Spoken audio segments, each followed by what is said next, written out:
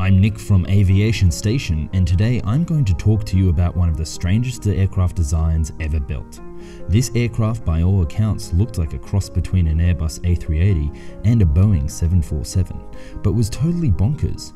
It had extra features like escalators and could drink liquid gas in flight through a guzzling straw.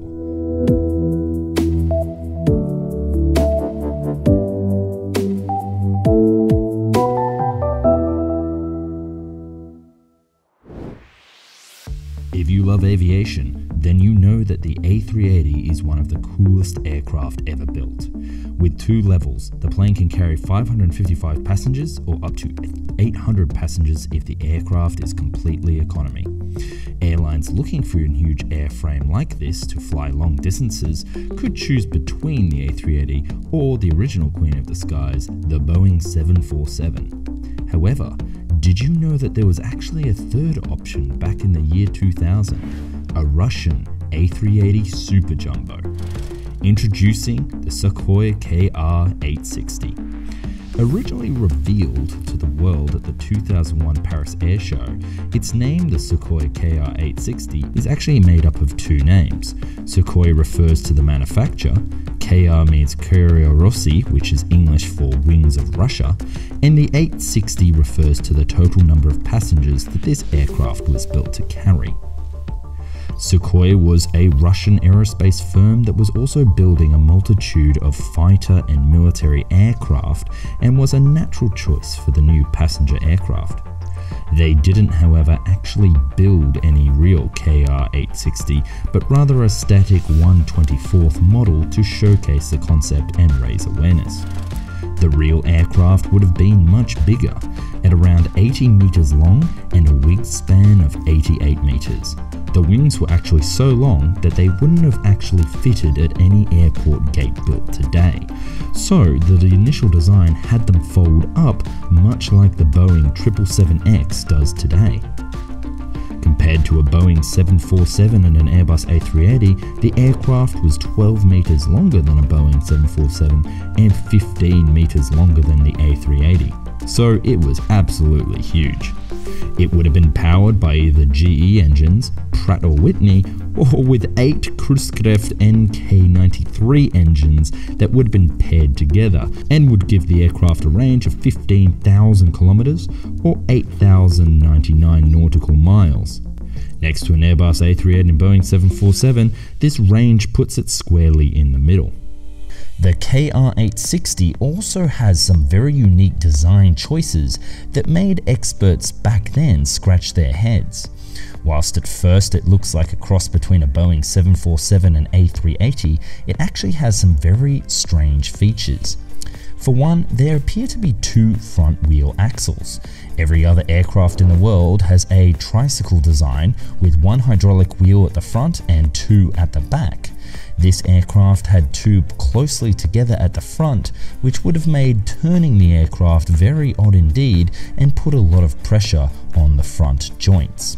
Additionally, the cockpit was actually extended forward from the fuselage in what can only be described as a teardrop design. This presented some unique engineering problems that actually brought on criticism that the project would never go ahead.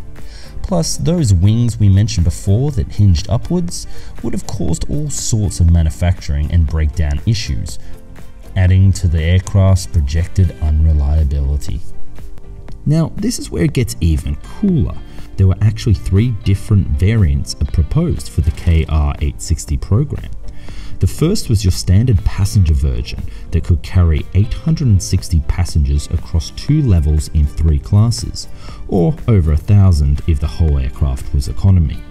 I think today that there would have actually been a little bit less than 800 passengers on board, as back then they never really imagined lie-flat beds or entire private suites like we get on board an A380 today. But there still would have been plenty more room on board for passengers to have bars, gyms and other additional rest areas. The second type of aircraft was your standard freighter version. But like other designs that were thrown around back in this era, like the Lockheed Super Transport, which we'll discuss in another video, it could actually carry full containers, as in modular containers that you see on boats and on the back of trains, without being deloaded. In fact, there was a rumor that train cars themselves could be loaded onto the aircraft without coming off tracks. Now, wouldn't have that been a sight? The third type was even cooler. It was a petroleum gas variant to transport natural gas from remote Russian oil fields. What is crazy about this design is that the aircraft itself would have been able to tap the gas in flight to power the aircraft. This would mean that the plane could effectively fly for free by sipping away on its cargo. Now, I know you're not going to believe me, but it gets even cooler. Passengers on board the passenger version would be seated on 2 decks. The lower, wider deck would have passengers arranged in a 12 abreast seating configuration with at least 3 aisles, perhaps in a 3-3-3-3 configuration. This would be a first for commercial aviation. The upper deck would have only 9 seats across with 2 aisles, like you would find on board a normal A380 today.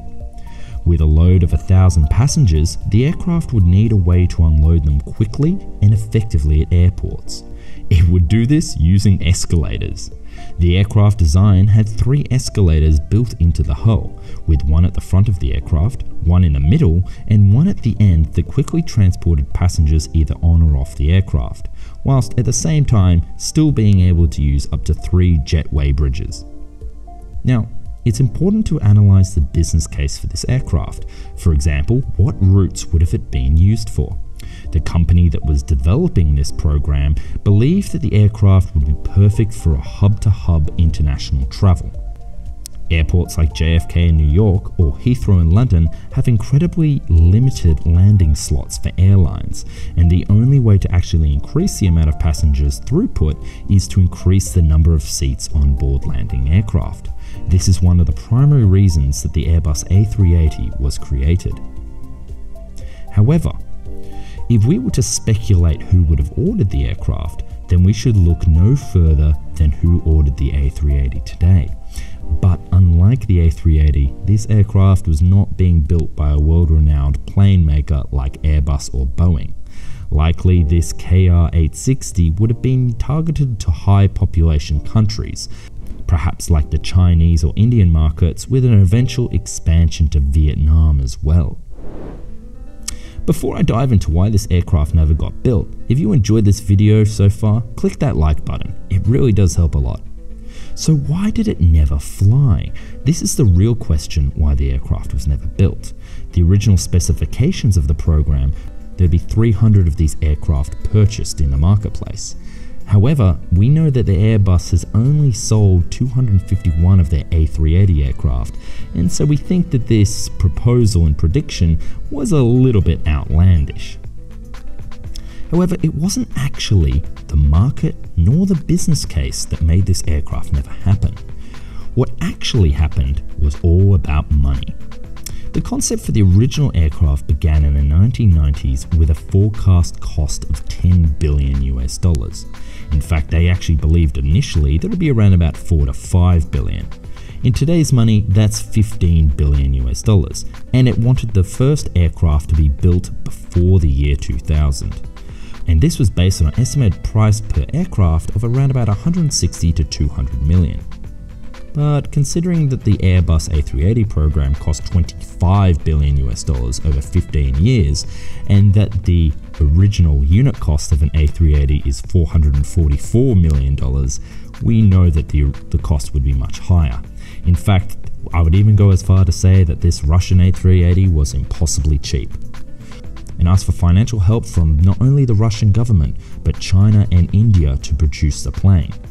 Because India and China were the primary operators of the type, and it would have seen little service in Russia itself, the Russian government became uneasy about funding an aircraft that they would never see fly. Thus, in 2001, they diverted funds away from the program to other projects. The program never proceeded further than them making a model. What would have their world been like had this aircraft been made? Would we be riding escalators around? Would our natural gas be transported in the air itself? We can only look to the skies and imagine. If you enjoyed this video, please consider pressing that subscribe button and click that little bell icon to get notified right away. So this is Nick from Aviation Station, and thanks for watching.